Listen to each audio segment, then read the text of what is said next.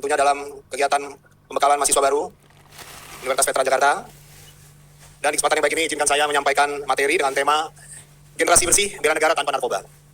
Dan tema ini tentunya selaras dengan semangat besar yang diusung pada hari ini, muda berkarakter, bela negara berdampak nyata untuk bangsa. Dan saya nilai sangat relevan dengan tantangan yang kita hadapi, terlebih lagi dengan tema yang sejalan dengan asta cita Presiden Republik Indonesia yang ke-7, yaitu memperkuat reformasi hukum serta pencegahan dan pemberantasan narkoba. Tentunya kita membutuhkan karakter kebangsaan yang kuat sebagai wujud daya tangkal, kemampuan untuk menolak pengaruh buruk, bangkit dari tekanan, dan tetap berdiri tegak dalam menjaga masa depan.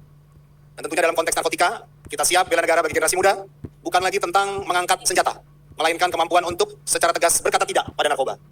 Coba suaranya ini kerasan suara teman-teman daripada suara saya. Coba dikurangi dulu suaranya, di stop dulu. Jangan ngobrol dulu. Kalau ngobrol saya sulit untuk menyampaikan materi. Ya, saya ingin menegaskan sejak awal, perang melawan narkotika bukan hanya tugas kita BNN dan aparat penegak hukum. Ini adalah gerakan kebangsaan, kampus, keluarga, pemerintah daerah, tokoh-tokoh masyarakat, dan terutama teman-teman semua para mahasiswa yang sangat menentukan. Bapak Rektor, para mahasiswa, serta hadirin yang saya hormati. Coba suaranya. Coba suaranya ya. Nanti ngobrolnya gantian, ya. Kalau saya udah di sini silakan ngobrol. Ya. Kalau kita tidak disiplin dari awal, gimana kita menjadi mahasiswa yang sesuai harapan yang selalu kita cita-citakan. Coba kita belajar disiplin. Baik rekan-rekan sekalian, ya, Indonesia saat ini tengah berlayar menuju cita-cita besar, yaitu visi Indonesia Emas 2045. Kita berikhtiar agar tepat pada 1 abad kemerdekaan nanti, Indonesia dapat berdiri sejajar dengan negara-negara maju, yang artinya dapat berdaulat secara ekonomi dan unggul dalam ilmu pengetahuan dan juga teknologi. Namun, segala pencapaian kemajuan dan pembangunan bangsa tidak akan berarti apabila generasi mudanya kehilangan kesehatan, ya, kehilangan karakter, integritas, dan produktivitas. Setuju? Ya. Oleh karenanya, melindungi generasi muda dan narkotika bukan hanya sebagai agenda kesehatan atau masalah hukum semata, melainkan sebuah agenda pembangunan nasional sekaligus wujud nyata dalam menjaga kedaulatan bangsa dan negara. Bagi kita semua yang saat ini hadir, menjadi bagian yang sangat penting tentunya, sebagai kampus bela negara, Universitas Pembangunan Nasional Veteran memiliki posisi yang sangat strategis dalam mencetak kader-kader pemimpin yang tentunya akan menentukan arah masa depan Indonesia. Identitas sebagai kampus bela negara bukanlah sekedar slogan atau simbol semata, melainkan sebuah tanggung jawab konstitusional yang harus diemban bersama. Setuju? Ya. Kita harus kuat, bergandengan tangan. Ya. Antar saudara, antar rekan, sahabat, teman harus saling mengingatkan, melihat. Ya, kalau ada fenomena yang ganjil, hal-hal yang membahayakan, menjerumuskan pada hal yang negatif, ya, terutama kaitannya dengan pengaruh dan juga penyebaran zat-zat adiktif. Ya, kita jangan apatis, jangan diam. Ya. Karena kalau teman yang mengingatkan itu jauh lebih bisa diterima. Ya. Belum tentu orang tua atau guru atau dosen, ya, yang bisa mengingatkan. Kadang teman sendiri atau sebaliknya teman sendiri yang bisa menjerumuskan. Ya.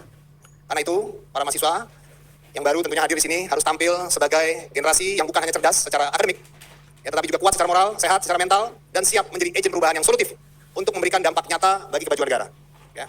Mudah-mudahan apa yang saya sampaikan ini bisa masuk, bisa diterima, nyangkut. Ya. 4.800 calon mahasiswa baru otomatis menjadi agen pencegahan BNN Republik Indonesia. Ya. Rekan-rekan bisa bercerita, bisa berbagi kepada teman di luar sini, saudara, keluarga, tetangga, di lingkungan sosial teman-teman semua. Ya, sebelum saya melanjutkan, saya ingin menguji keseriusan. Mendengarkan nggak rekan-rekan? Ya, silakan tampil 3 orang dari ujung sini atau di bagian sini, 1 orang yang berani, ya, berdiri. 1 dari sini, ya, berdiri.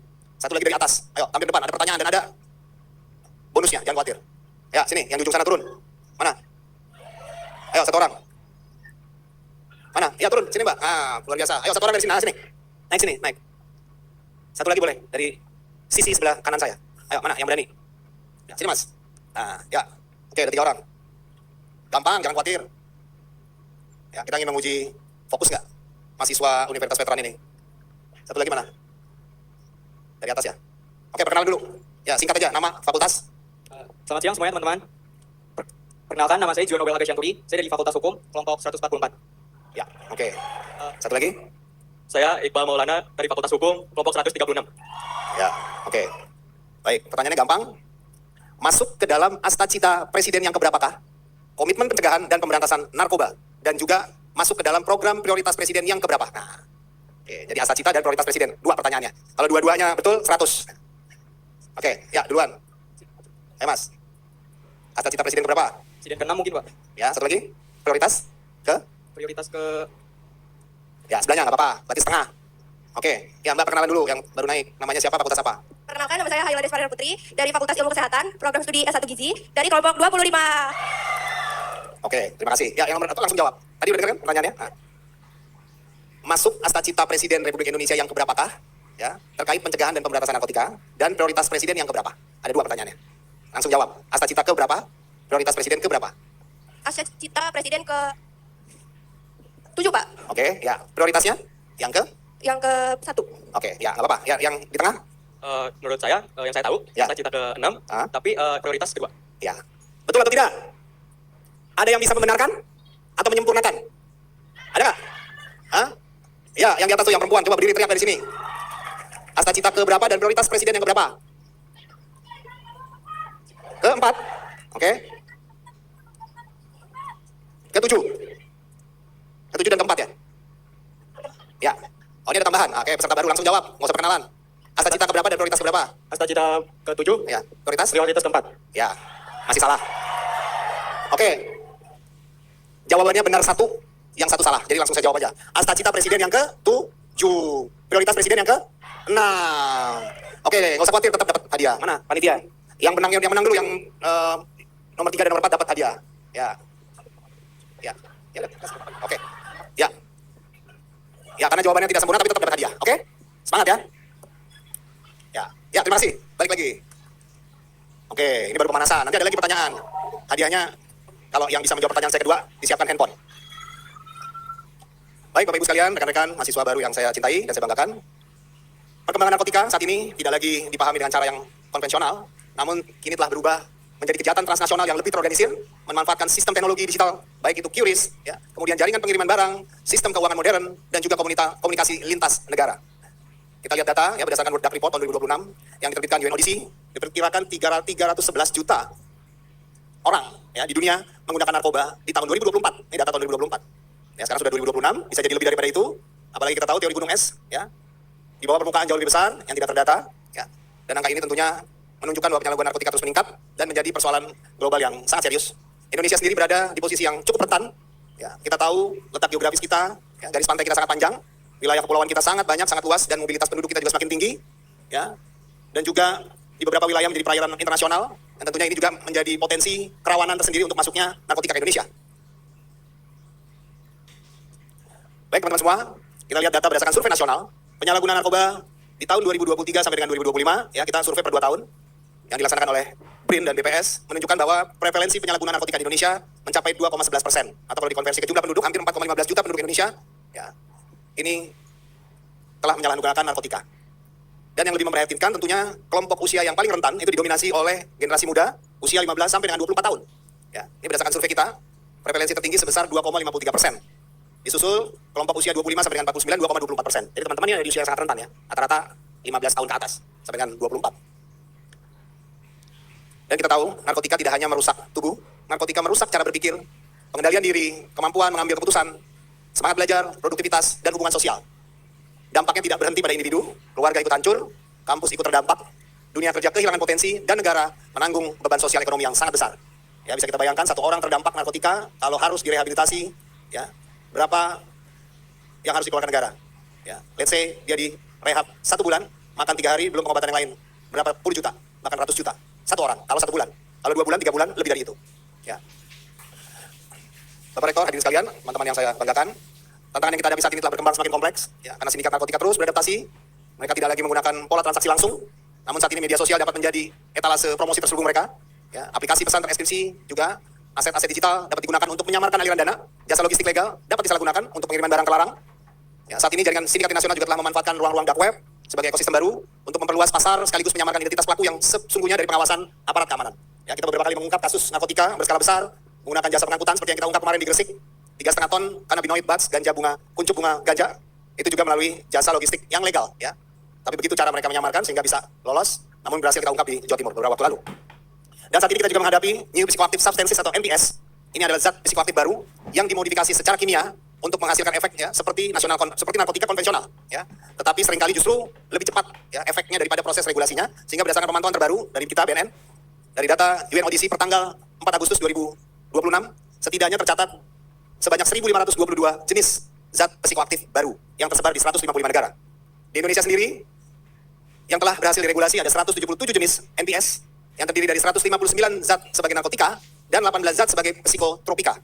Selanjutnya 177 NPS ini telah diidentifikasi setidaknya 100 jenis NPS yang ada di Indonesia, yang mana 95 jenis zat diantaranya telah masuk regulasi negara, namun yang 5 zat berbahaya ini belum masuk ya, penggolongan secara resmi, yaitu ketamin, ya, yang kita ungkap kemarin di Batam, hampir 1,5 ton, berasal dari Thailand, yang diselundupkan oleh sindikat orang-orang Taiwan dan Myanmar, ya, melalui kapal laut. Kemudian kratom, ya, ini tumbuh-tumbuhan atau tanaman yang ada di daerah tertentu di Indonesia, di Kalimantan Barat, MDMB5, metilinaka, EBI-naka, dan isoproposet. Ya, ini 5 yang masih belum. Nah, tentunya salah satu modus yang perlu menjadi perhatian teman-teman semua, generasi muda sekarang, adalah penyalahgunaan rokok elektrik vape. Coba suaranya. Nanti ngobrolnya gantian, coba. Shh. Atau ada yang mau ngobrol di sini? Ya, narkotika wujudnya sekarang telah berevolusi menjadi narkotika cair. Ya, ingat, dulu kita mengenal narkotika berbentuk serbuk, ya, pil obat-obatan, tanaman, ganja. Sekarang narkotika cair, sabu cair, kokain dibuat cair, ya, etomidate itu obat bius cair, ketamin bentuknya pun sekarang cair. Ganja yang berasal dari tanaman yang kita kenal di salah satu daerah, ya, di wilayah kita, itu juga sekarang telah berhasil ya, ekstrak menjadi narkotika cair. Ya, hati-hati, ganja pun cair, padahal ganja wanginya khas. Dan pintu masuk narkotika cair hanyalah melalui vape. Tidak ada pintu lain. Untuk itu BNN secara tegas telah merekomendasikan pelarangan total vape. Ya, agar adik-adik tahu nih, kenapa kita melarang total. Karena pintu masuk narkotika cair hanya vape. Ada yang bisa membedakan antara vape biasa, kimia biasa dengan vape yang isi narkotika? Tidak ada. Karena kemasannya sama, cairannya juga sama warnanya, asap yang dikeluarkannya sama, dan wanginya pun sama.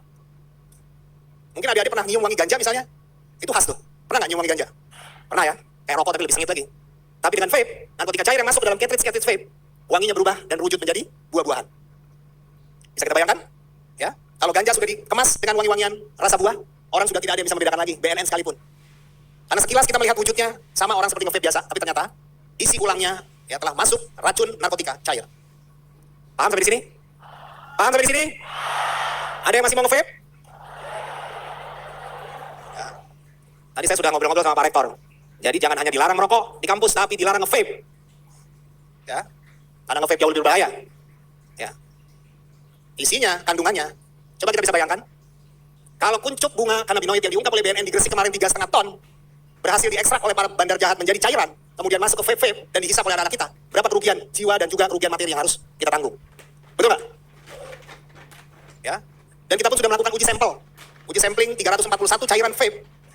Dari pengujian tersebut ditemukan beberapa sampel mengandung sintetis kanabinoid. Berarti ganja sintetis, sinte, atau orang sinte, zaman sekarang sinte, gorila. Nah ini, ya, mengandung juga metafetamin atau sabu. Dan juga etomidate. Tahu etomidate nggak? Etomidate itu sebenarnya digunakan untuk medis. Dokter-dokter gigi menggunakan itu untuk anestesi. Begitu juga ketamin, dipakai oleh dokter-dokter untuk anestesi. Dipakai juga untuk hewan. Namun masalahnya disalahgunakan.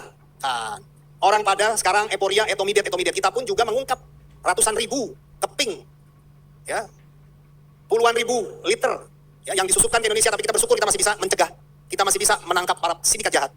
Setiap hari, setiap waktu, anggota BNN RI, Polri, dan penegak hukum lain terus melakukan patroli baik di kewilayahan, di perairan, dan juga di media sosial untuk bisa mengungkap para penjahat-penjahat dan sindikat yang sangat jahat ini, yang hanya mengejar keuntungan.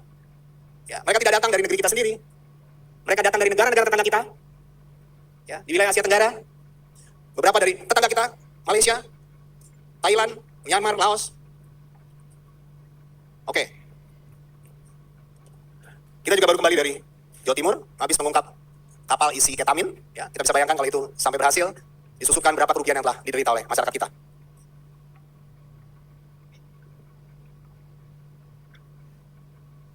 Baik, kuis kedua. Ya.